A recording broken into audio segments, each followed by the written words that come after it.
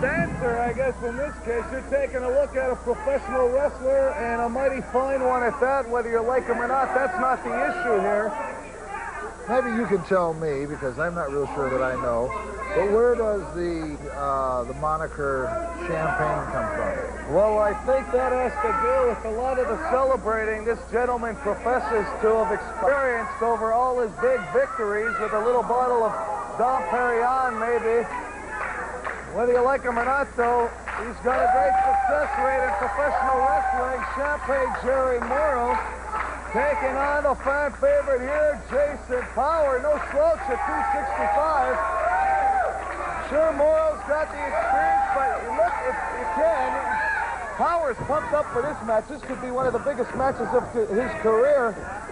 But then, you know, you're taking a look at the fox right there, Champagne Jerry Morrow. He just waited for the guy to get himself up there. But you have to understand something, and that is that Jason wanted to grandstand just a little bit, wanted to get the fans all worked up, and that's nice, that's fine. But he's got to understand something. He's not the cheerleader for his team. He's the man who's got to go out and do the hard, heavy work. So he jumps up on that second turnbuckle, and a veteran like Jerry Morrow has no respect for him wanting to, you know, get his fans all worked up into a lather. And he's going to just jump right on him, and that's just what he did. And a guy like Power using some energy on that second strand, his back turn, and you notice Morrow waited a good 20 seconds till he figures Power had forgotten about that he had a wrestling match going on here. Went from behind, and now he's just applying a chin lock, so he hasn't really used a lot of energy except to apply more pressure to the hold. Well, that's a sign of a veteran. Exactly. And the hold here is the fact that the knee, which we didn't see. Now he's gone to the trapezius, trying to deaden those nerves, Charlie Hartso's nerves that go down to the arms. And I mean, if he can actually get those muscles of Charlie Hartz on him, looks like Mr. Morrow is unwrapping the tape. Going to do his little thing. Well, you see, you mentioned a couple of weeks ago, Nick, that it would be nice to see a man like this in singles action, and we're getting a good look here. How impressive a guy like Jerry Morrow can be in singles action. Now, you know, he's always been known for tag team matches. This is a perfect example of how smooth and sleight of hand somebody like Jerry Morrow can be, because the referee is looking. If the referee reaches underneath and feels, he won't feel anything underneath there. Well, you can't even see it underneath that big forearm covering up the throat area. Well, he's definitely not a magician, but knowing the sleight of hand as magicians work, one can see exactly what has taken place. Champagne man Jerry Morrow from Martinique.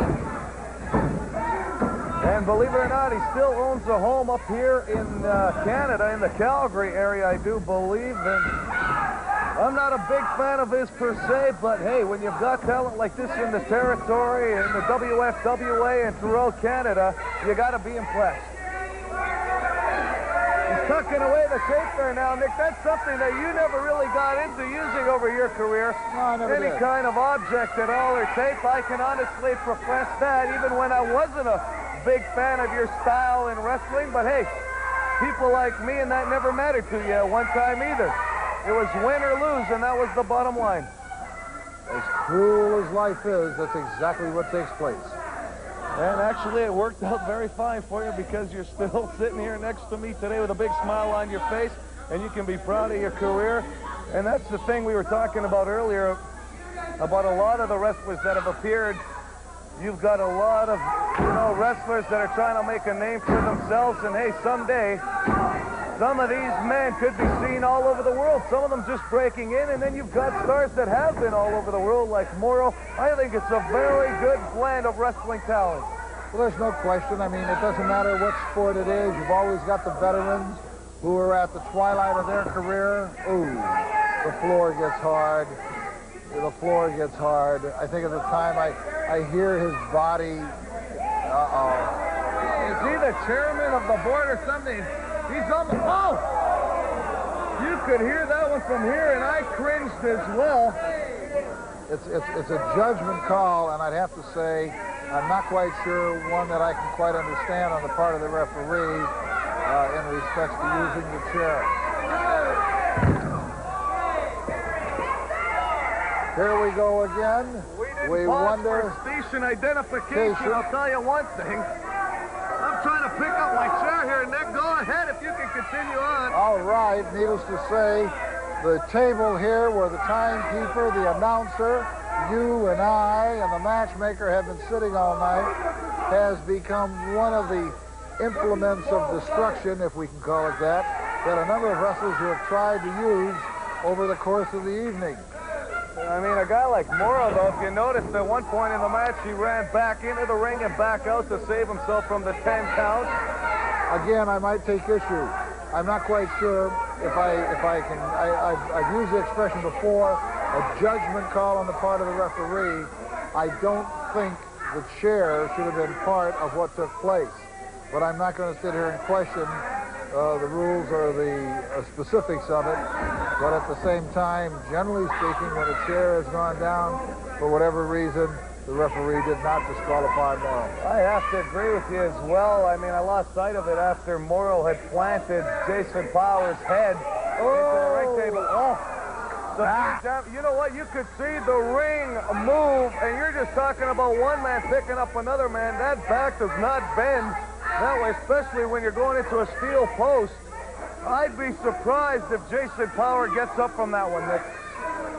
Houston, Texas, Jose Lothario made the same move with my body against the ring post, and I was out of action for 3 months.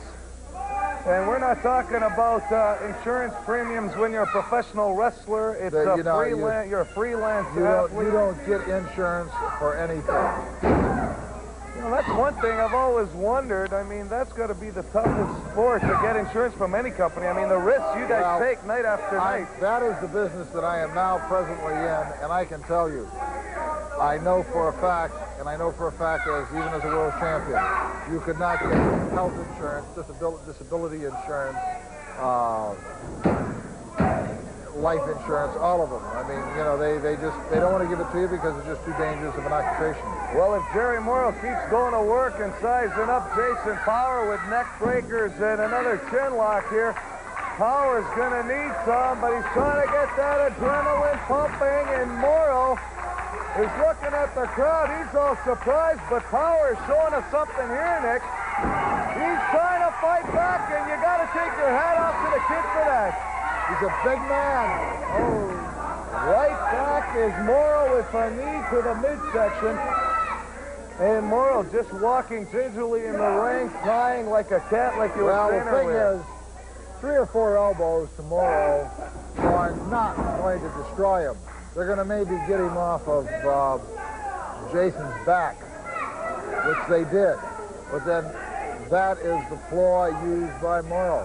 They know, okay, now this young buck's going to go run the ring or do something because he thinks I'm down, and Morrow's able to take him, bring that knee up real quick, real nice. That's professionalism.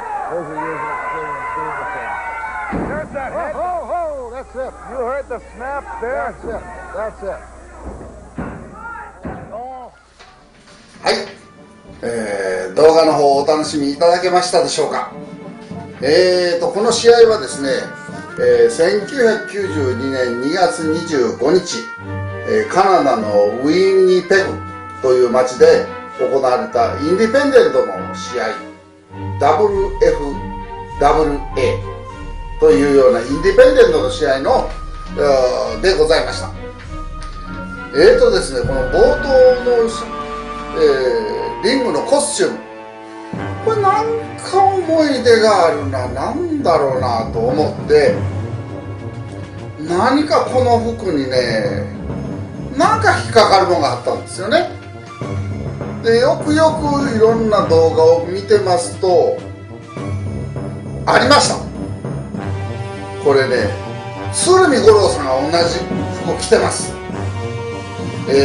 その動画は1978年11月5日日本リーグ総和戦の開幕戦で鶴見さんはこの服着てます。お揃いの服ですね。五郎鶴見って書いた、白のとこに赤い字でゴロつむりと書いたやつ、同じデザインの服を着てます。ということはですね、これはもうもちろんキャピタルトレーニングウェアのキャピタル社から提供されたものであることは間違いのないことです。で、稲妻さんもそんなものをこうゲリーモロっていうのでね、作ってたの。僕ジェリーモロだと思ってたんですけどね、ゲリーモロという場合も多いみたいですね。どっちが本当か知りませんけども、